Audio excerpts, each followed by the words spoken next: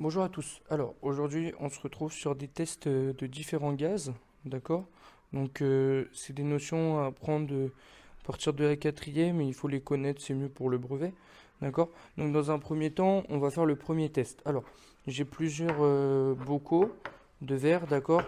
Toujours avec le même gaz à l'intérieur. Et on va tester et on va voir quelle est la réaction du bout de charbon ou de l'allumette, hein. Vous pouvez faire ça aussi avec une allumette, je vais vous montrer juste après.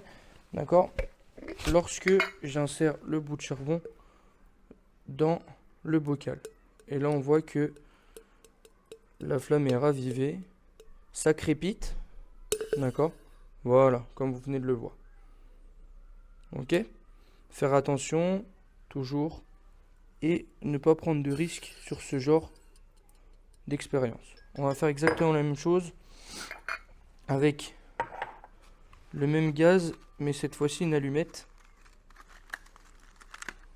D'accord? Donc j'allume mon allumette, j'ouvre mon bocal, vous voyez que la flamme est basse, et là vous voyez, la flamme devient de plus en plus grande et s'allume beaucoup plus. Et bien ce test-là montre la présence d'un gaz, d'accord, et c'est du dioxygène, d'accord.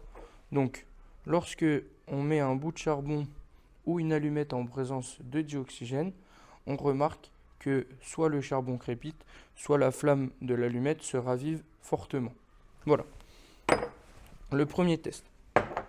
Le deuxième test, c'est un test qui est très connu, vous le voyez aussi en SVT, d'accord. J'ai mis de l'eau chaude dans ce tube à essai, et une fois que je vais expirer, d'accord, le plus possible dans le tube, ça va permettre à l'eau chaude de réagir. Pourquoi? Parce que l'eau chaude sera en présence de CO2, d'accord, donc de dioxyde de carbone, et montrera donc, une fois que l'eau chaude sera troublée, la présence de CO2, d'accord. Donc ça, c'était le deuxième test.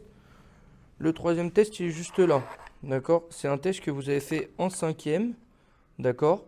Donc j'ai mis là du sulfate de cuivre anhydre. Anhydre signifie déshydraté, d'accord. Je vais le mettre en présence d'eau, d'accord, et vous allez voir, il va venir bleu. Faites attention, c'est une réaction qui est exothermique, donc qui rejette de la chaleur. Faites attention lorsque vous la faites. Voilà. Et notre dernier test, ce sera le test, d'accord, de la présence d'un gaz, d'accord. Donc, je vais vous le montrer tout de suite.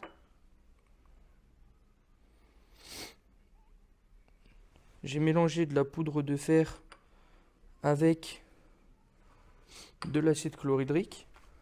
Ok. Et donc, là, vous voyez que ça fait des bulles. Ok. Pour parler de façon vulgaire, ça fait des bulles.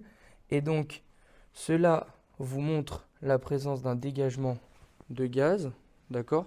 Faites attention parce que le tube à essai est chaud lors de cette réaction. D'accord. Donc là, je le garde bouché. Vous avez vu, j'ai mis un bouchon. Ok. Donc là, je vais prendre mon tube à essai. Il est bouché, hein, d'accord. Donc j'ai bien un dégagement de gaz. Je vais prendre mon allumette et je vais le voir et je vais voir tout de suite quelle sera la réaction.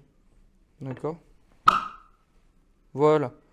Vous avez eu un pop, donc de type aboiement, qui montre bien la présence d'un gaz. Et ce gaz-là, c'est un gaz qui est particulier, c'est du dihydrogène.